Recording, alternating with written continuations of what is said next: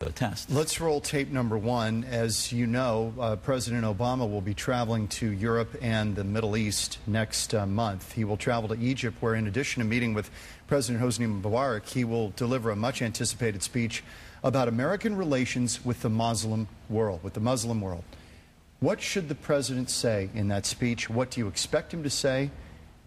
And what, in terms of his credibility, being a Muslim, he was raised a Muslim, and is now a professed Christian, but he has got some credibility that we've never had in that part of the world.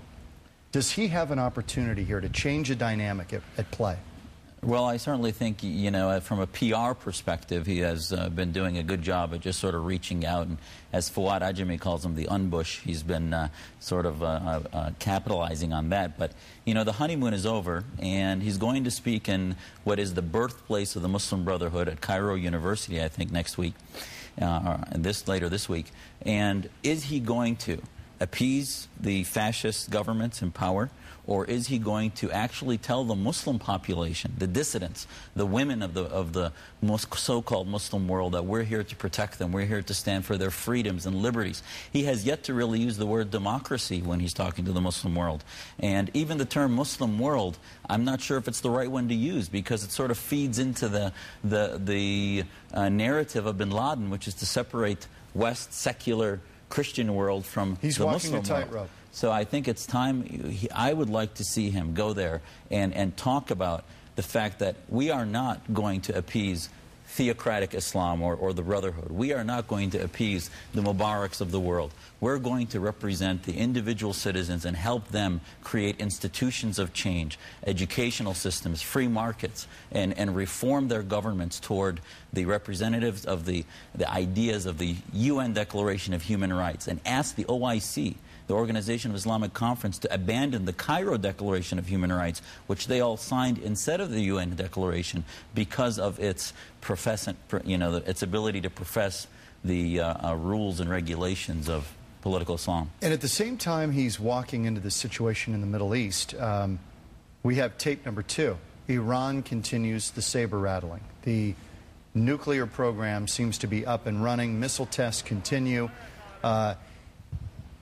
What do you make of how he has got to handle that issue while he's in the Middle East? Yeah, I think it's, like you said, it's a tightrope. There's the pragmatic diplomacy that you do in dealing with the leaders you have, whether it's dealing with the Swat Valley changes in Pakistan and making sure that the Pakistani government and military is protected against what's happening in the Swat Valley, making sure that Afghanistan doesn't tip over into re-control by the Taliban, making sure that the Iranians, you know, he talked to them about unclenching their fists, and they told him they won't until he changes. So this is the type of thing where appeasement is not going to work. And do you think that's what his policy has been so far?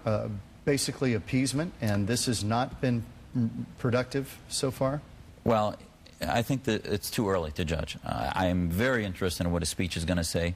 I'm very interested in what are the ideals he's going to represent, and hopefully they are those of freedom and liberty. I am concerned that it's going to be interpreted as us backing down and just sort of letting the power players in the Middle East and in the Muslim-majority countries do what they want. We're back with Dr. Zuhdi Jasser, the president of the American Islamic Forum for Democracy. More on the Third Jihad coming up after we take a quick break.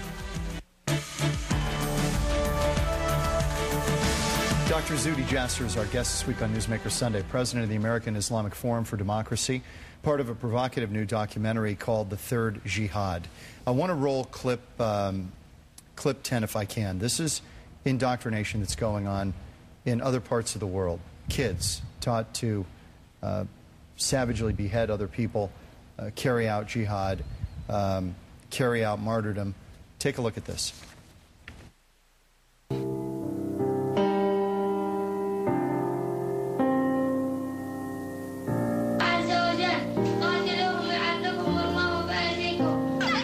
This is our intention, brothers and sisters, that we want to have children and offer them as soldiers defending Islam, who in their soft, tender heart, the zeal of jihad and the love of shahada, the love of martyrdom. Nan alhamdulillah musulmanan desigat We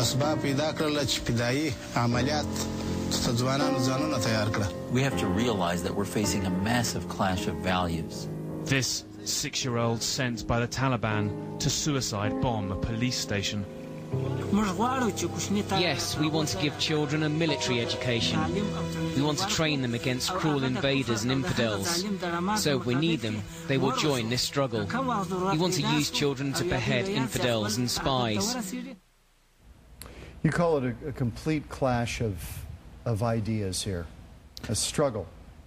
It is. It really is, because that concept where the more free you are to sin or not sin, actually makes you a more pious individual is a complete anathema to the way Islam is being interpreted by the majority of imams and mosques and universities and so-called teaching institutions in the world. As a Muslim, and we've got only a couple of minutes left, how much heat are you taking over this documentary, The Third Jihad? And you've been speaking out about these issues really since 9/11. We had you on the program maybe a year after 9/11. Absolutely.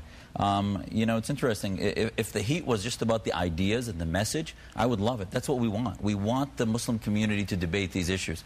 But the heat from the Islamist groups that want to deflect it and not deal with our problems is about saying it's similar to the protocols and all this other nonsense, which is basically their propaganda to deflect dealing with the issue. I mean, it's nonsense. These are real-world problems that we have to start to deal with in the leadership of our intellectual part of our community. Do you ever worry about your own safety? Naturally, anytime you take on a cause as controversial as this, you worry about these things, and I just pray that we'll be able to continue this cause. Our organization will grow.